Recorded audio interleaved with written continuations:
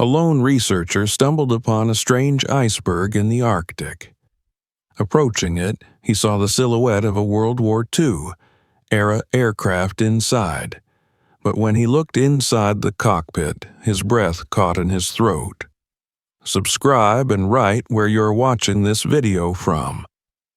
The first light of dawn crept across the edge of the Greenlandic horizon, painting the sky in a fragile wash of pale gold and rose. Far below the slow ascent of the sun, the waters lay still beneath a skin of drifting ice, broken only by the occasional distant groan of a shifting floe. The air was so clear that every sound seemed magnified. A faint crack from a far-off iceberg carried like a whisper across the expanse. The quiet slap of a gentle wave against a hull sounded like a drumbeat in a cathedral. In this silence, the sea and sky appeared fused into a seamless, cold infinity. Nathan Hale stood at the stern of his small vessel, Aurora, with one gloved hand resting on the railing. He had always preferred mornings like this. Mornings where the world seemed caught between breathing in and out, suspended in that fragile moment before the day began in earnest. At 62, his body bore the marks of years lived in harsh environments, weathered skin, lines etched deep around his eyes, a slow but powerful gait honed by decades of purposeful movement. He had been a naval officer once, in another life, where the ice and the steel decks beneath his boots had been his constant companions. Those years had given him a map of scars and a deep, quiet resilience. After leaving the service 15 years ago, Nathan had drifted steadily toward a life of solitude. Not the bitter kind born of disappointment, but a deliberate solitude, one where he could move at his own pace, answer to no one, and immerse himself in the wild places of the world. Photography had come naturally to him.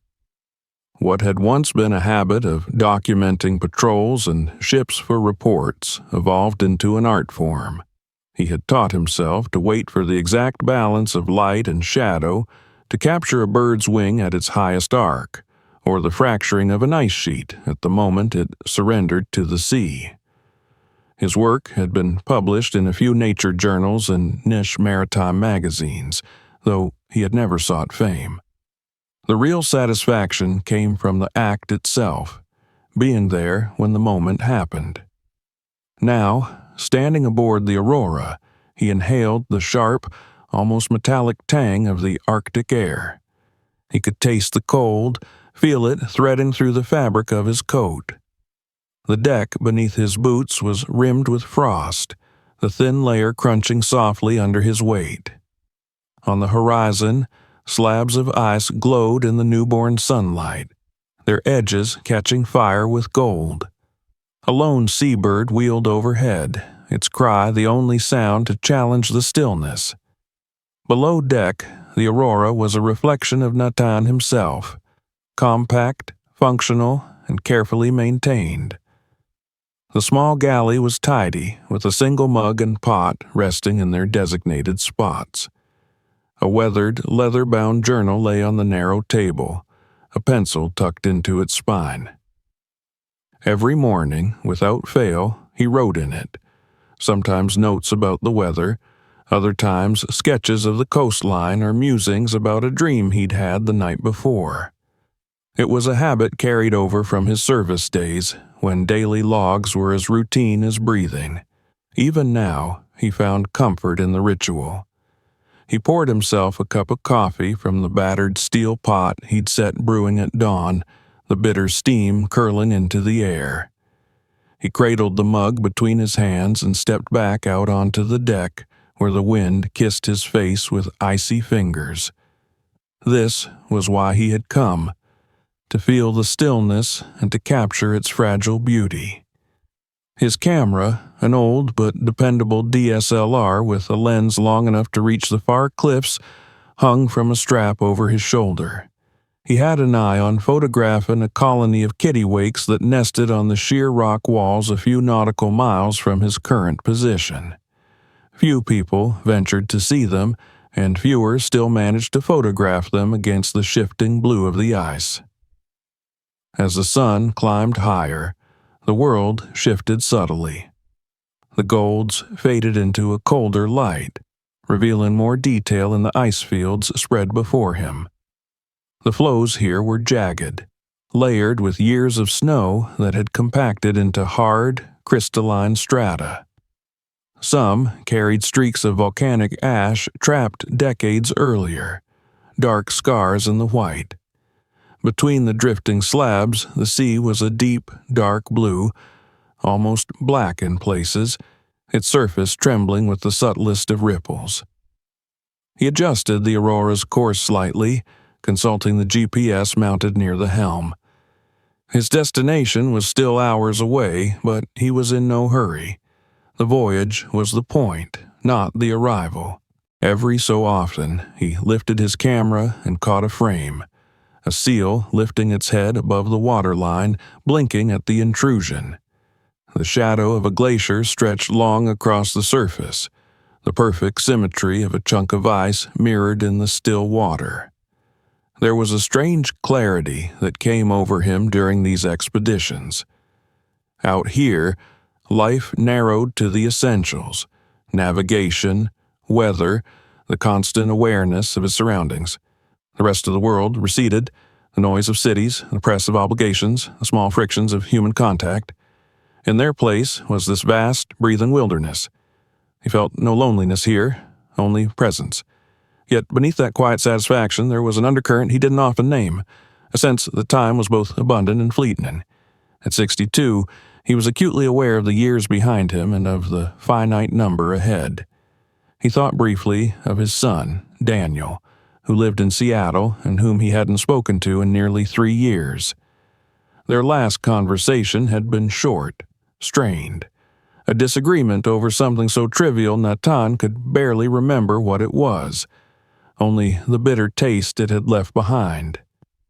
He told himself he would reach out someday when the timing felt right. But the truth was, he wasn't sure what he would say. A gust of wind brushed past, ruffling the loose strands of his graying hair. He tightened his coat around him and turned his eyes back to the horizon. There was movement out there, not the lazy drift of an iceberg, but something sharper, a shape that broke the monotony of the floes. It was far too distant to make out clearly, but even from here he could see it didn't sit quite like the others. Still, it was nothing urgent, not yet. He had all the time in the world to investigate later. For now, he guided the Aurora through a patch of fragmented ice, the bow parting the floes with a muted crunch. The day would unfold as it always did, slow, deliberate, shaped by the wind and the water. And somewhere, perhaps beyond that strange silhouette in the distance, the Arctic held another story waiting to be found. Nathan had no way of knowing yet that this story would be unlike any he had ever documented, that the frozen silence around him held within it a voice from a war fought before he was born, a voice that had been waiting decades for someone to hear. The bird overhead cried again, its call echoing across the ice. Nathan raised his mug in a silent toast to the morning, finished the last sip of coffee, and prepared to continue his journey deeper into the frozen waters, unaware that the shape on the horizon would soon change the course of his expedition, and, perhaps, in some quiet way, the course of his life. The faint silhouette that had caught Nathan's attention earlier did not vanish with the shifting light. In fact, as the Aurora pressed on through the slow drifting ice, it seemed to sharpen against the horizon, as though the distance between them was closing at a pace more determined than he realized. The day had grown brighter, the pale morning hues replaced by the clean, almost merciless illumination of the Arctic sun. In that light, the shape revealed more of itself, still distant, still indistinct, but wrong somehow, wrong in the way it rose from the water. Icebergs were natural in their chaos, no two lines ever quite parallel, no edge too sharp to betray its origin in snow and wind and frozen time. This, however, carried symmetry. It was as though something man-made had been trapped in the slow, glacial grasp of the ice. Natan set his coffee mug down in the small groove near the helm to keep it from sliding, and reached for his binoculars. The metal of the frame was cold against his gloves as he adjusted the focus. The glass brought the shape closer, yet the heatless Arctic glare distorted it, rippling the air above the ice like a mirage. Still, he could pick out details that confirmed his suspicion. A ridge running in a straight line, a flat expanse where there should have been curves, and a darker seam cutting across one side as though marking the boundary between panels of metal. His brows knit. Nature didn't build lines like those. For a moment, a pang of old habit, naval habit, ran through him. In his years at sea during service, any unidentified object on the horizon demanded attention, demanded classification, friend, foe, or hazard. The instinct to assess risk before curiosity was as ingrained as the steady roll of a deck underfoot. Out here, far from busy shipping lanes, the risk seemed minimal, but that didn't still the undercurrent of caution. The Arctic had its own arsenal of dangers, and its beauty could be as deceptive as any enemy's camouflage. He pulled back from the binoculars, letting the shape settle once more into its place against the endless expanse. The horizon shimmered faintly, the air crisp and biting in his lungs. His mind weighed options. He could continue toward his original destination, photograph the nesting cliffs before the birds scattered for the season, and leave this curiosity for another time, or another person. But the thought of leaving it gnawed at him. If he had learned anything in his solitary years of exploration, it was that chance encounters in the wild rarely came twice. An unusual ice formation might warrant a passing glance, but this had the quiet gravity of something that needed to be understood. The wind shifted slightly, carrying with it a scent he could not place, sharp and metallic beneath the ever-present salt and cold. It was faint, fleeting, and perhaps his mind was inventing it, but the association rooted itself. Metal, the lines he'd glimpsed through the binoculars, the geometry hidden in ice, they began to coalesce in his thoughts into the image of a structure, a vessel perhaps, or the remains of one. And in these waters, in this part of the world, that could mean a relic of another era entirely. He adjusted the Aurora's heading, a subtle change at first, just enough to bring the shadow into a more central bearing. The vessel cut through the scattered flows with the low, steady grind of hull against ice. The sound carried through the water and into his bones, a reminder of the patience this environment demanded. He reached for the chart on the console, tracing the lines of the coastline and ice reports he'd studied before setting out.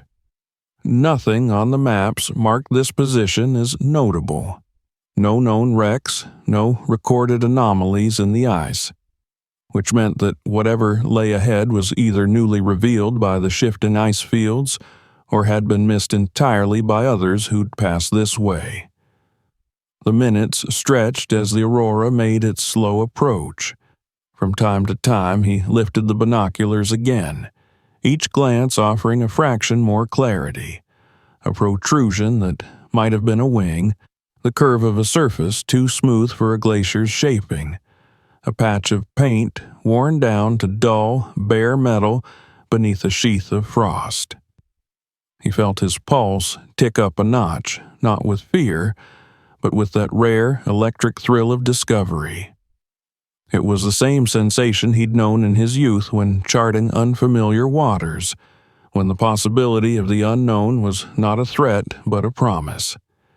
Still, the Arctic was not a place to indulge recklessness. Natan moved with methodical care, steering the Aurora into a patch of relatively calm water bordered by thicker ice. He throttled back, letting the current nudge the vessel forward while he considered his next steps. Approaching an iceberg too closely carried the risk of a sudden calving, masses of ice breaking away without warning, collapsing into the sea with a force that could swamp or capsize a small vessel. And if the object within the ice was what he suspected, there could be other hazards. Jagged metal, unstable debris, even fuel or munitions if it was of a certain vintage. The sun climbed higher, spilling its unforgiving light across the scene. The iceberg, or whatever it was, now showed more of its form. It towered above the waterline, its base reflecting in the still water, its surface ridged with blue and white strata compressed over decades. Embedded in its flank, half shrouded by ice as clear as ancient glass, was the unmistakable outline of a fuselage. Natan's breath caught. The shape of the cockpit canopy was there, distorted by the refracting ice but still recognizable. The nose section crushed slightly as though it had struck hard upon landing or crashing. A plane. And not just any plane, but one that, from its proportions and lines, belonged to a time before he was born. World War II, perhaps. His mind rifled through the images he'd seen in books and museums, the twin engines, the mid-century build. Even at this distance, the scale suggested it was a bomber, not a small reconnaissance craft. The realization was both exhilarating and sobering. Somewhere inside that frozen shell might be the remnants of a crew, their last moments locked away for decades in the cold's perfect preservation. The Aurora drifted in the lee of a broad ice sheet, giving him a moment's shelter to consider.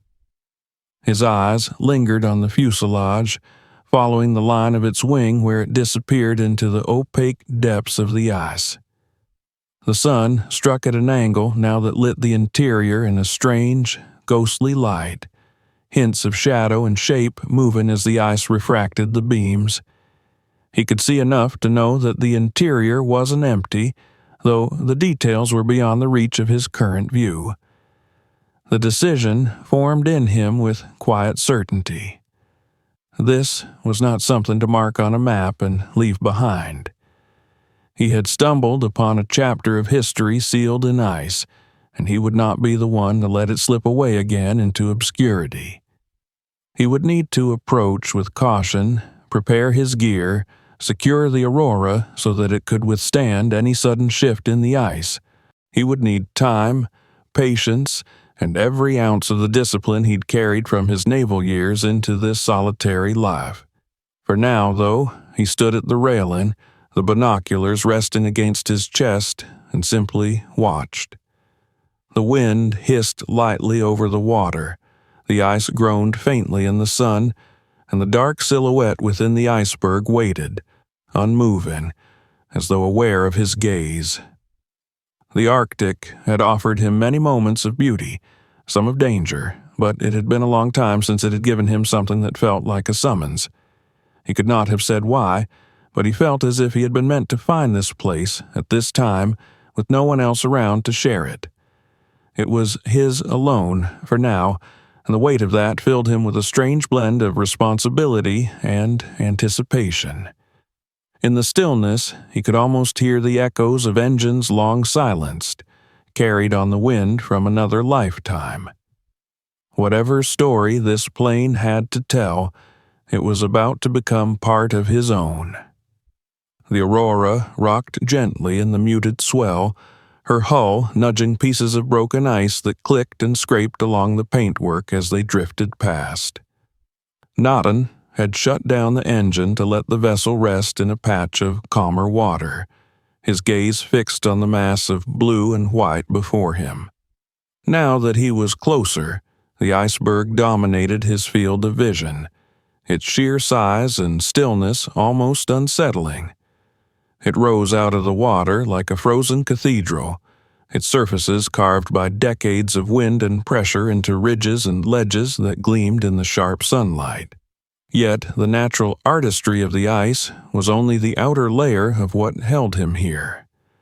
Through the glassy face of one section, the distorted outline of the fuselage loomed, a length of weathered metal encased in crystal clarity. The more he studied it, the more certain he became. This was not the twisted wreckage of a modern crash, nor the fragmented shell of something long corroded. It was intact in a way that seemed almost impossible. The nose was crumpled and partially embedded deeper into the ice, but the line of the cockpit canopy was visible, as were portions of the wings. The ice magnified some features and obscured others, bending light in strange ways, but there was no mistaking it. A mid-century bomber, swallowed whole by the Arctic and preserved as though in a glass display. He lowered his binoculars and let the cold air sting his cheeks as he considered his next move. Distance was still his ally here. From this far back he could study without danger. But to learn more, to see inside, he would need to close the gap. That meant navigating closer to the iceberg's base, finding a point where he could disembark from the inflatable and climb onto the ice itself. It also meant confronting the risks that every mariner learned to respect. A berg could roll or calve without warning, sending tons of ice into the sea in seconds. Natan turned and began preparing the inflatable boat, checking the small outboard motor, testing the fuel line, adjusting the ropes and carabiners he'd need to secure himself if he stepped onto the ice. His hands moved with the economy of habit, each task performed without wasted motion. Over the years, he had learned that efficiency was as much a survival tool as any piece of gear. In the Arctic, fumbling cost heat, time, and sometimes life itself. The process of lowering the boat was methodical. He worked the winch, felt the slight sway as the inflatable eased toward the water, and climbed down with his pack slung across his back. Inside the pack lay his tools for ice work: a compact ice auger, a steel chisel, and his most trusted possession for this sort of task, a long-handled ice axe that had traveled with him for nearly 2 decades. It was old enough that the paint was worn away on the shaft, the steel dulled from years of sharpening, but the balance in his hand was perfect. The short crossing to the iceberg was quiet except for the soft purr of the motor and the occasional pop of air bubbles escaping from melting ice beneath the surface. Up close, the berg's scale became overwhelming. Walls of blue-white loomed overhead, streaked with bands of compressed snow turned to ice over seasons older than he could imagine. The ice was alive with subtle sounds, faint crackles, the distant drip of melt water, the deep, almost imperceptible groan of pressure shifting within. He found a narrow, gently sloping shelf where chunks had calved off recently, leaving a flatter approach. Cutting the engine, he let the inflatable glide until its nose bumped softly against the ice. He looped a rope through a metal ring at the bow and anchored it around a protruding ridge, tugging to test its hold. The ice here was solid, dense, the surface granular beneath the thin crust that caught the sun. Climbing onto the shelf, Naughton planted his boots carefully, feeling for grip with each step. The cold was sharper here, as if the ice radiated its own, still, ancient breath. He advanced towards the section where the fuselage lay entombed, the metallic sheen behind the frozen wall drawing him onward.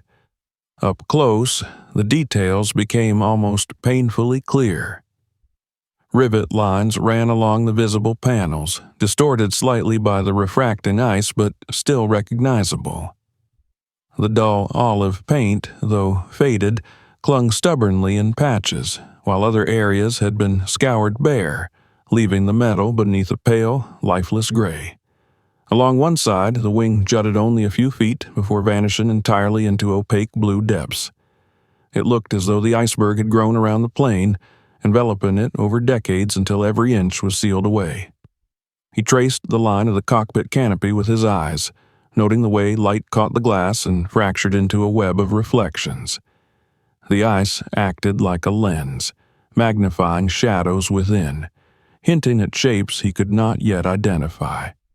His pulse quickened. The possibility that the interior might still contain equipment, perhaps even personal effects, was not just thrilling but daunting. Time might have frozen here, but so too could danger. Fuel, munitions, or even a fragile airframe could turn a moment of discovery into disaster. Natan set down his pack and unstrapped the ice axe. The first strike rang out sharply, the sound ricocheting through the still air. Chips of ice flew, catching the light before scattering across the shelf. He worked slowly, methodically, alternating between the axe and chisel, cutting a shallow trench toward a section of clearer ice. His breath fogged before him, each exhale marking the rhythm of his labor. After years of working in harsh environments, he understood the importance of pacing himself. Out here, exhaustion was a predator waiting just out of sight. As the trench deepened, the clarity of the ice improved. He could now make out the shape of an access panel near what he guessed was the cockpit door. The metal appeared intact, though its edges were rimmed with frost like delicate lace. He paused, leaning on the axe to study the scene. The knowledge that no one else had stood here in perhaps 80 years pressed against him. This was history in its rawest form. Not a restored artifact behind museum glass, but a fragment of the past still exactly where fate had left it. In the shifting sunlight, the ice face seemed almost to breathe, light sliding through its depths to catch on the contours of the fuselage. Natan felt the peculiar sensation that he was not alone, though the rational part of him knew it was only the vastness of the berg, the echo of his movements amplified in the silence. Still, he found himself working more quietly, as though not to disturb whatever lay sleeping inside. He stopped when the first glimmer of the cockpit interior emerged through the newly thinned ice. The view was distorted, like peering through water, but enough to spark a jolt in his chest. There were shapes in there, shapes that did not belong to the plane's frame or instruments.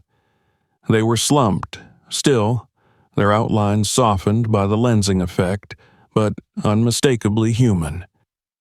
Natan let the ice axe rest in his grip as the cold bit deeper into his fingers. He stood there for a long moment, the weight of the discovery settling over him like the Arctic air. The past had a way of finding its own guardians, and it seemed against all probability that he had just been chosen as one.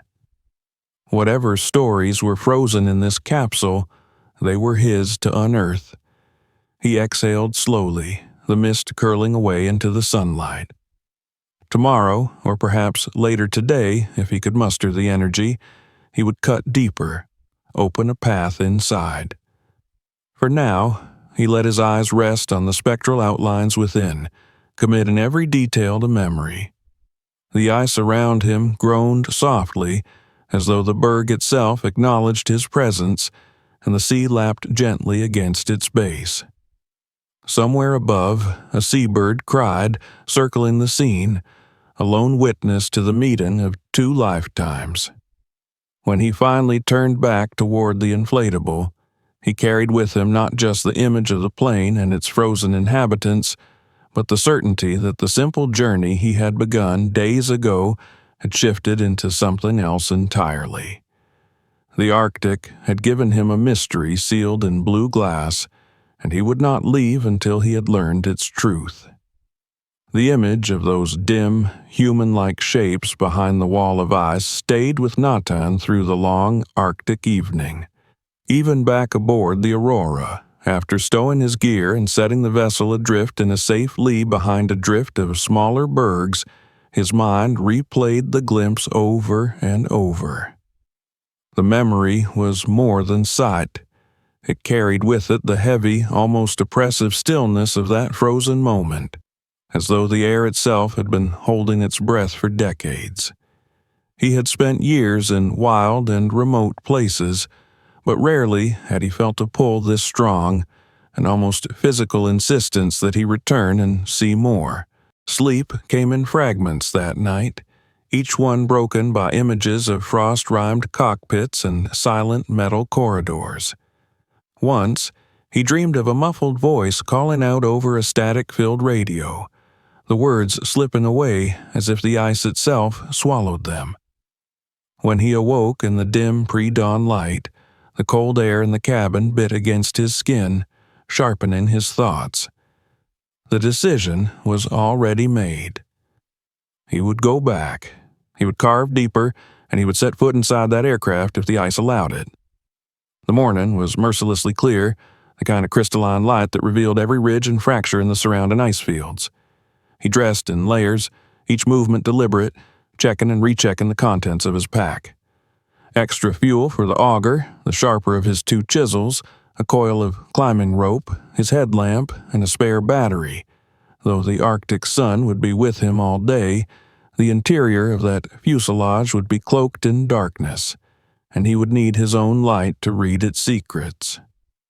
The short trip in the inflatable felt different this time, each splash of water against the hull marking his approach to something far older than his own lifetime.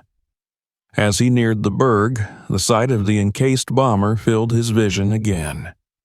The clarity of the ice seemed sharper today, the contours of the metal caught in the angled sunlight, the cockpit glinting faintly as though aware of his arrival. He chose the same landing shelf as before, the inflatable rocking gently as he stepped onto the ice. The surface underfoot felt solid, though he knew better than to trust permanence here. Ice could betray without warning.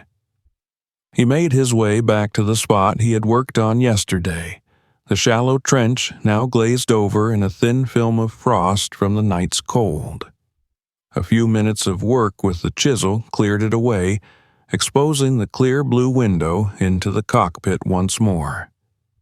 The shapes within were there still, immutable, their details tantalizing and just out of reach.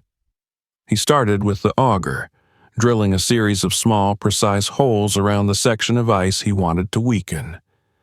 The sound was oddly muffled here, swallowed by the surrounding mass, but it carried in his bones with each turn.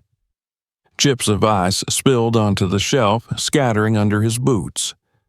Once the holes were in place, he switched to the chisel and axe, striking carefully, listening for the pitch of the ice to change, a subtle shift that would tell him the barrier was about to give.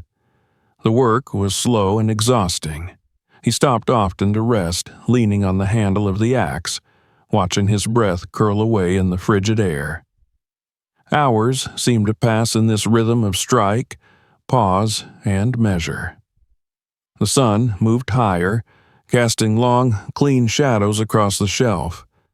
Finally, with a low, crystalline crack, a piece of the ice wall fractured and slid outward, breaking against the shelf in a spray of glittering shards.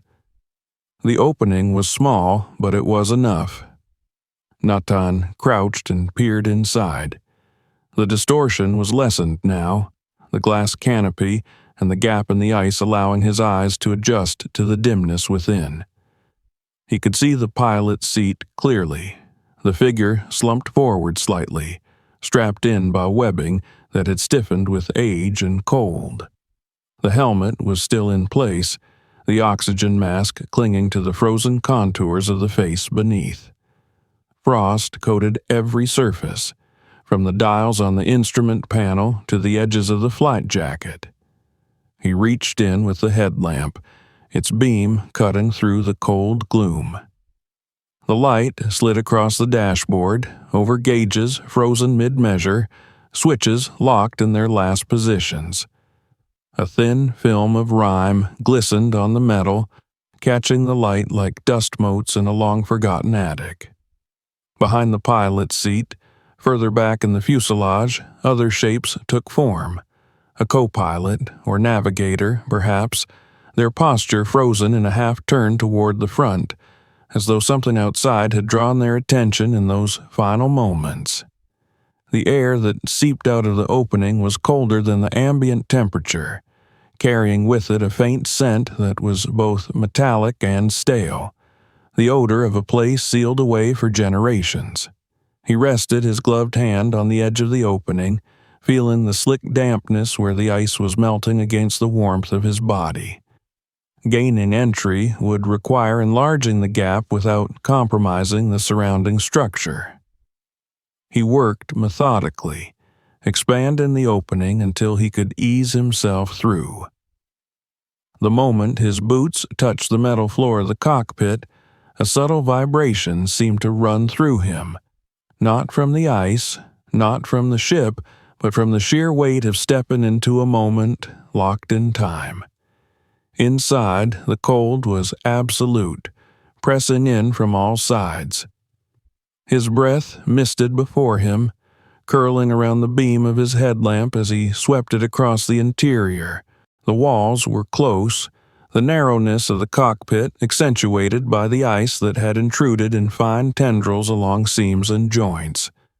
Every surface bore the mark of frost, each detail sharpened by its crystalline casing. He moved slowly, his movements careful not to disturb anything. The faces beneath the helmets were pale and waxen, their features preserved in the stillness. He could see the faint outline of eyebrows, the curve of a jaw, even the stitching on the leather of a flight cap. There was a strange serenity in them, as though the moment of impact had passed without chaos or pain. His light found a clipboard still clamped to the side of the instrument panel, the paper within brittle and rimmed with frost. He could make out faint handwriting, though the words were illegible under the ice crystals. In the narrow space behind the seats, small personal items were scattered and frozen in place. A dented metal flask, a pair of gloves, a folded map half embedded in ice. These details drew him in, each one a fragment of lives lived far from here, lives that had not expected to end in the Arctic silence. As he stood there, the reality of it pressed more deeply on him. This was not just a wreck. It was a story paused mid-sentence, waiting for someone to turn the page. And now, by the strange will of the ice and the path his own life had taken, that someone was him.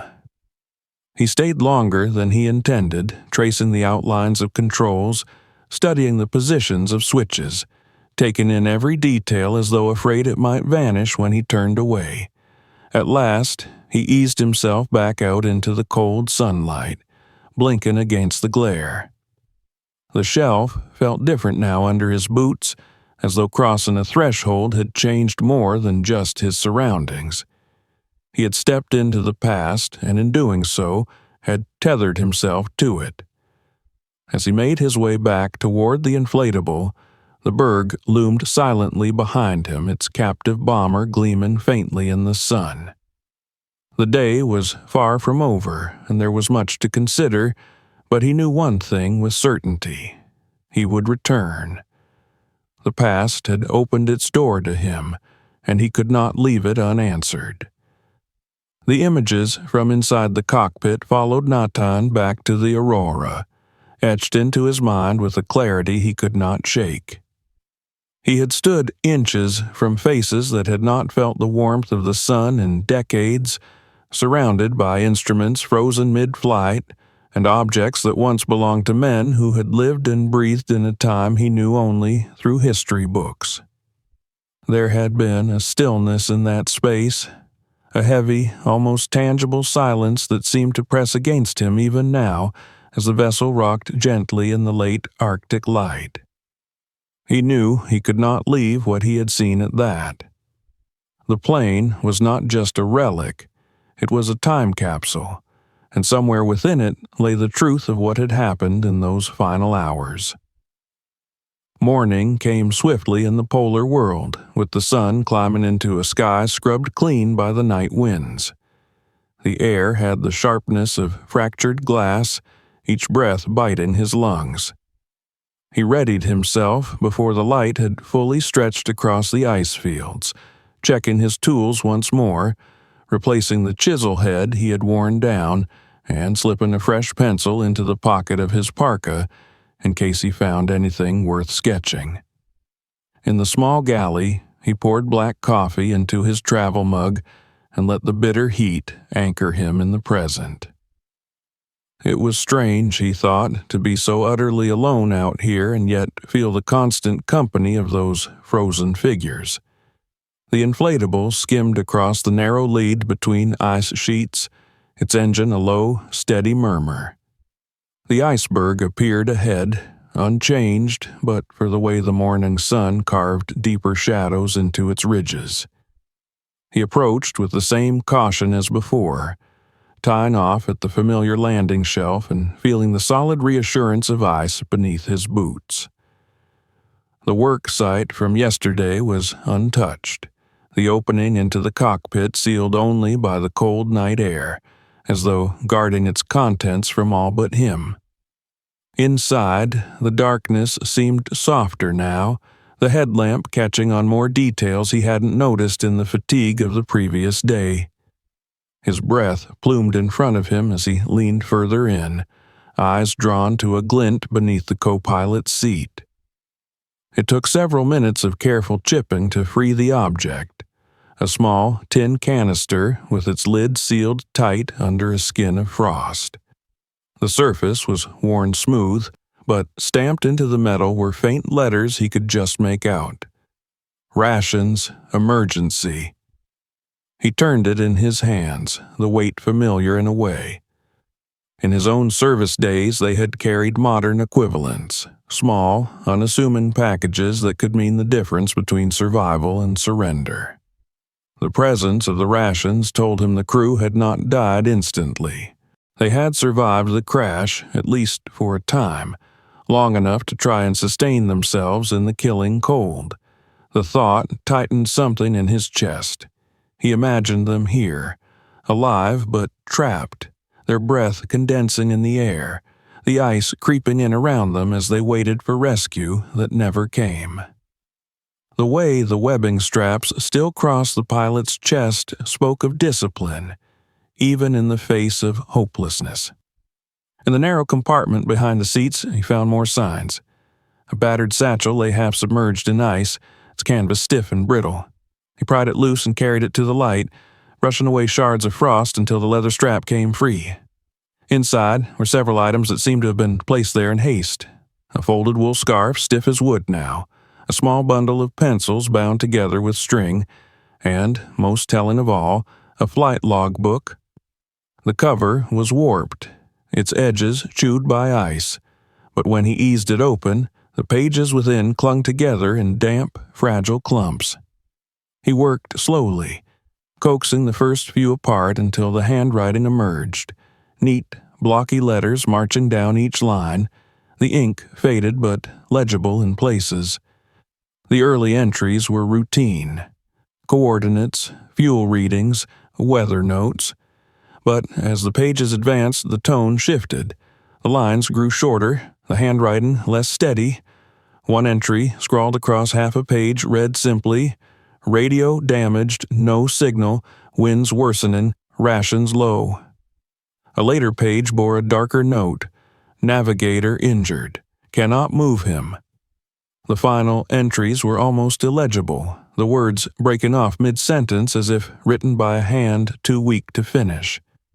Natan felt the logbook's weight as something more than paper. It was a voice, preserved against all odds, telling him what no museum plaque could.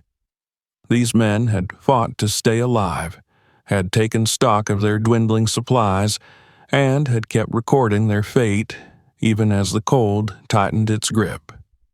He could almost see them, one tending to the other, speaking in low voices, checking the dials though they knew the engines would never turn again. He returned the logbook to his pack with a care that bordered on reverence, then turned his attention to the cabin's corners. There, lodged between two panels, was another fragment of their story, a scrap of paper that must have been torn from something larger. The handwriting was cramped, hurried, and though much of it had blurred into illegibility, one line stood clear. If found, tell, followed by a name he could not fully make out. The ink had bled into the paper fibers, and a thin sheet of frost coated it, but the sentiment was clear. Even at the edge of life, they had thought of those beyond this place. As he worked, his thoughts turned inward. In his naval days, he had known the quiet desperation of waiting for rescue, though never under such hopeless circumstances. He remembered a storm in the Bering Sea, the way the sky had turned black at midday, the deck awash in freezing water. They had made it through, but the hours before help arrived had stretched into an eternity of scanning the horizon for a ship that might not come. These men had waited longer, in a place colder and more silent, and no help had ever appeared. The cockpit itself seemed smaller now that he understood the full weight of what had happened here. The frost on the panels was no longer just an effect of the environment. It was the residue of breath, of life fading slowly. The ice on the floor was not merely frozen melt. It might have been water melted for drinking, spilled and refrozen in the relentless cold. When he finally stepped back out into the sunlight, the cold air felt heavier somehow, as though he carried part of that interior with him. He stood for a moment on the ice shelf, letting his gaze travel over the berg's immense face, the bomber's shadowed outline locked within. This was no longer just a discovery to document. It was a promise. He would see this through, bring their story into the light, and ensure their struggle was not lost to the silence that had claimed them. He packed his tools with deliberate care, stowed the satchel and logbook in the inflatable, and cast off from the shelf. The water lapped gently at the bow as he turned the boat back toward the Aurora. Above, a gull traced lazy circles in the air, its cry thin and distant, carried away by the wind. Behind him, the Iceberg loomed, its secrets a little less hidden now, but far from fully revealed. And ahead, Natan felt the slow, certain pull of a mission that had chosen him as much as he had chosen it. The day was far from over, and he knew he would return again, ready to take the next step toward bringing the past home. The return to the Aurora that evening carried a weight Natan had not felt in years. The small satchel containing the logbook and the scrap of paper lay on the bench beside his bunk, wrapped carefully in a woolen scarf to protect it from further damage. He had eaten little, only forcing down a few mouthfuls of the stew he'd heated, and had spent most of the evening sitting at the small table in the galley, tracing the faded handwriting in the logbook with his eyes until the letters blurred into darkness. The words refused to let him rest. Even when he closed the book, he could still see them. Simple, factual notations that somehow conveyed the enormity of those final days. They had been men of discipline and skill, and yet all that training had brought them here to a frozen tomb inside a wandering fortress of ice. He found himself thinking of their families, men whose names and faces he had yet to know. Did they have children who had grown up never knowing the truth of what had happened? Wives who had remarried under the heavy shadow of uncertainty? Parents who had gone to their graves without closure? He had been a sailor long enough to understand that the sea kept its own counsel, that it swallowed stories whole, sometimes forever. But he also knew the power of returning even a fragment of truth to those left behind. That night, he made no attempt to sleep early. Instead, he kept the small cabin lamp burning low, the aurora creaking softly around him as the ice shifted and the sea murmured against the hull. He considered the paths open to him. He could log the coordinates and report the find to the authorities once he was back on the mainland. It was the expected course, the one that would place the responsibility for recovery in the hands of professionals. Yet he knew what that would mean. Weeks, perhaps months of bureaucratic delay, the story buried under paperwork until the ice itself destroyed the wreck. The berg was moving even now, carried by unseen currents, and there was no telling how long the structure would remain intact. The other path was more dangerous, more personal. It meant taking on the responsibility himself, moving carefully, methodically, to remove the remains and their effects before the iceberg claimed them again. It meant trusting his own skill to preserve what needed to be preserved, to bring it back intact so that the world could know their story. It was not a decision to take lightly. It would be physically exhausting and carry risks he could not entirely predict. But the longer he sat with the logbook in his hands, the more he felt the balance tipping. At dawn, the decision was made. He rose before the light fully broke across the ice, pulling on his layers in the cold half-light of the cabin. The air outside was razor-sharp, cutting into his lungs with each breath as he loaded the inflatable with extra supplies. Heavy-duty tarps, a set of reinforced crates, more fuel for the auger, and the insulated container he had once used to transport a rare ice core sample during a previous expedition. That container, he realized now, would carry something far more human. The crossing to the iceberg was silent but for the hum of the motor. The sky above was a hard, pale blue, the kind that promised no storm but offered no warmth either.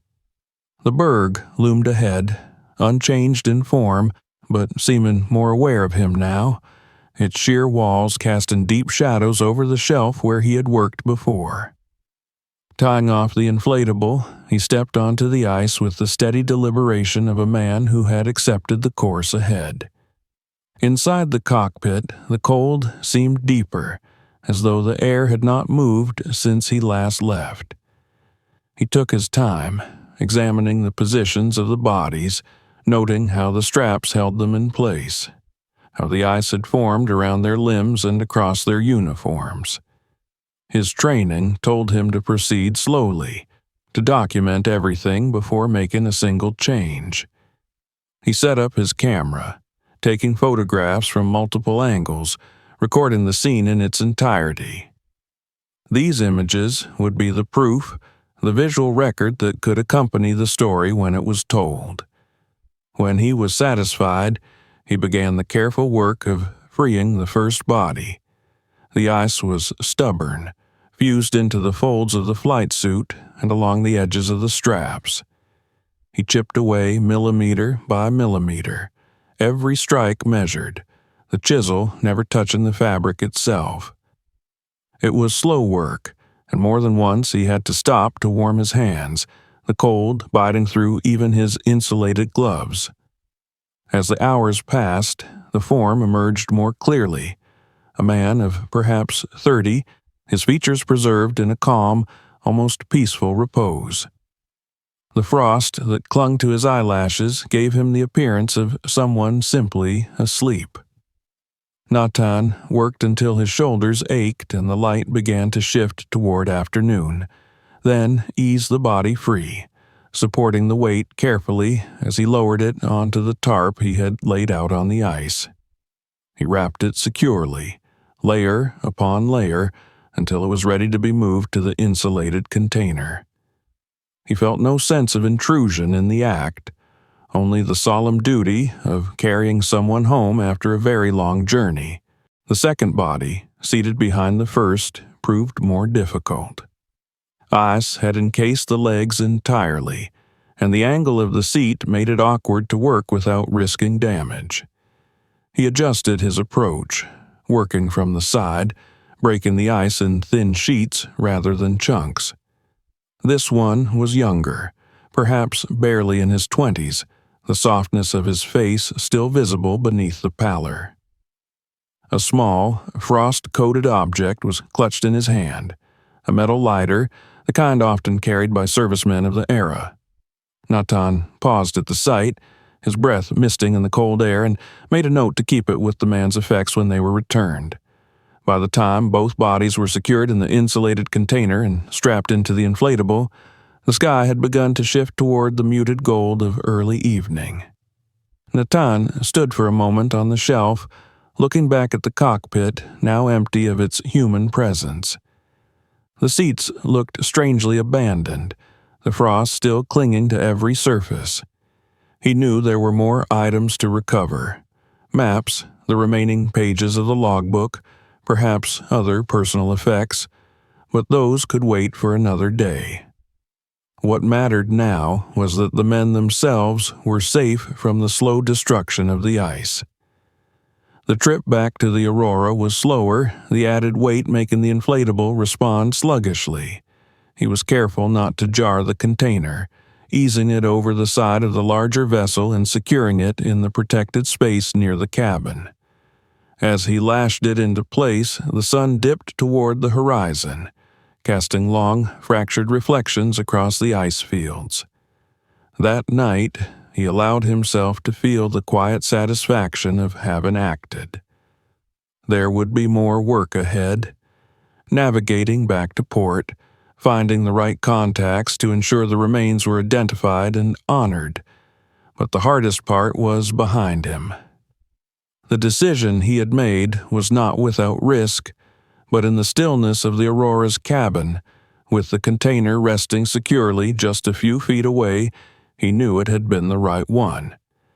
He wrote in his journal before turning in, the words flowing more easily than they had in weeks. They were not about himself, but about the men in the ice, their courage, their discipline, their final days. He wrote so that if anyone ever read his own notes in some far-off future, they would know this was not just a tale of discovery, but one of return. Outside, the sea whispered against the hull, and the berg drifted on without them, carrying its secrets a little lighter now. The days that followed were a blur of movement and silence, the Aurora carving her way steadily back toward the mainland through shifting fields of ice. Natan had secured the insulated container in the safest corner of the deck, shielded from the wind and lashed tightly against the roll of the sea. Each morning, before he set the engine to work, he would pause by it, resting one gloved hand on its metal surface. There was no ceremony in the gesture, only a quiet acknowledgement, an unspoken assurance to the two men inside that their journey toward home had begun. The weather favored him, the winds steady and the skies clear enough to navigate by both compass and horizon. Ice floes drifted past in slow procession, pale towers leaning into their reflections, the sun's low arc painting them in gold before sinking into the long, cold afternoons. The hum of the engine and the gentle slap of water against the hull became the background to his thoughts, which often wandered to the lives those men might have lived had fate turned its course just slightly. He imagined them younger than himself when they had climbed into that bomber's cockpit, their heads full of mission briefings, perhaps joking with each other as they prepared to fly. And then the image would darken. Storm, or enemy fire, or a mechanical failure, and the vast white silence closing in. When at last the coastline emerged from the haze, a low, dark line against the snow-bright horizon, Natan felt both relief and a tightening in his chest. The return marked the end of the part of this mission that was his alone. Soon, others would take over: officials, historians, perhaps even surviving family members. The privacy of the story, the strange intimacy that had formed between him and those frozen men, would shift into something public, subject to the voices of others. He made port in a small, wind-bitten harbor where the docks were crusted with salt and ice. The few people working along the waterfront looked up as the Aurora eased into her berth, curiosity flickering in their faces at the sight of a vessel that had been gone long enough to spark questions.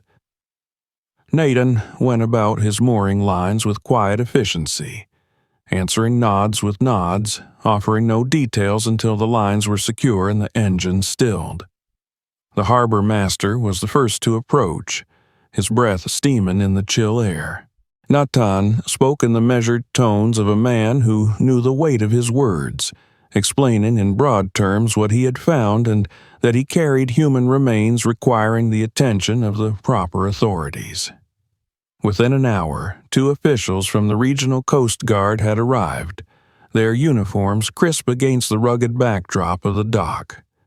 Together, they inspected the container, their expressions shifting from curiosity to solemn recognition as he recounted the condition of the wreck, the items recovered, and the location of the iceberg. They listened without interruption, occasionally jotting notes, their questions focused and spare. Once the formalities were complete, the container was transferred to their vehicle with care, every strap double-checked, every corner padded against the cold metal walls. Natan watched as it was secured for the journey to the city, where forensic specialists would take over. The logbook and personal effects still in his possession, he handed over only after ensuring each item was cataloged. It felt like releasing something precious, but it was part of the promise he had made to himself on the ice, that their story would reach beyond him. He remained in the harbor town for several days, waiting for word.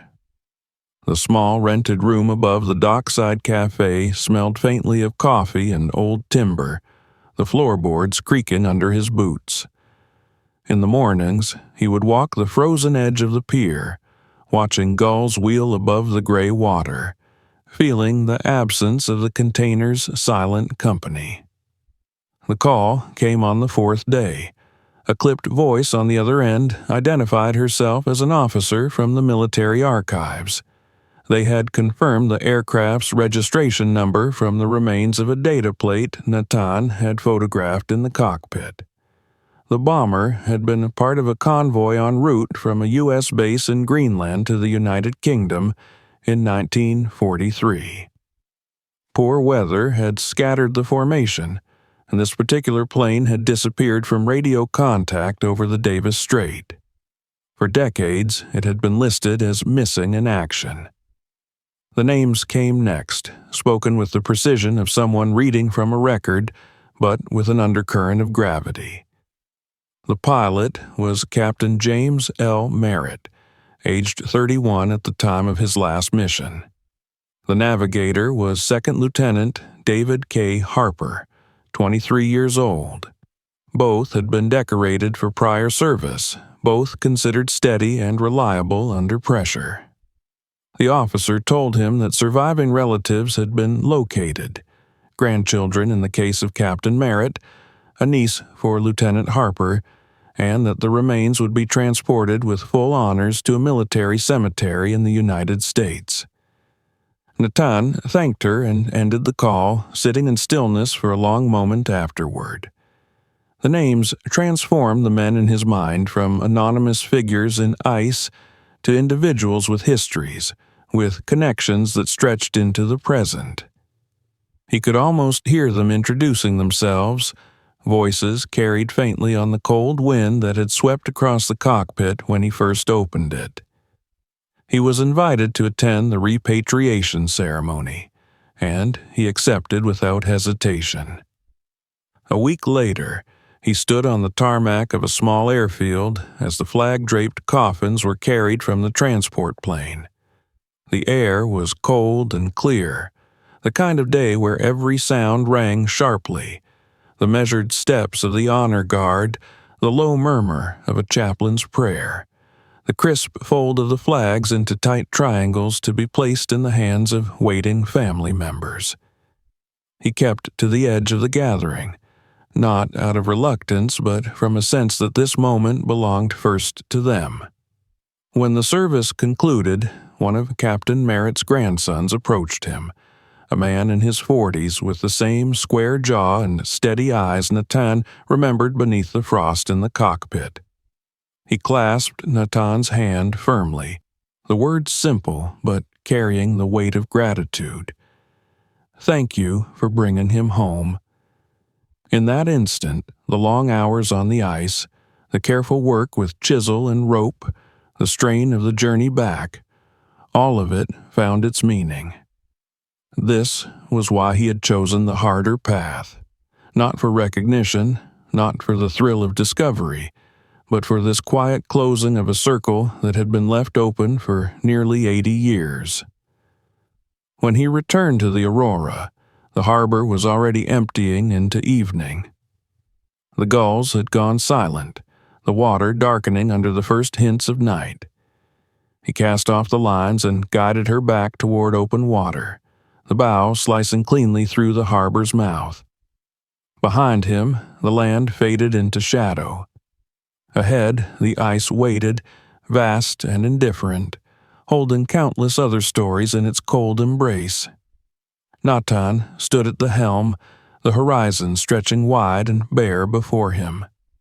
The names of the men he had carried from the ice lingered in his mind, their journey now complete. His own journey, he knew, was far from over. Somewhere out there, the Arctic still kept its secrets, and perhaps, one day, it would trust him with another. Until then, he would keep moving forward, guided by the same quiet conviction that had brought him to the iceberg in the first place, that some stories are worth the risk it takes to bring them home. Subscribe now so you don't miss the next story. Check out more videos on the channel and share this one with your friends.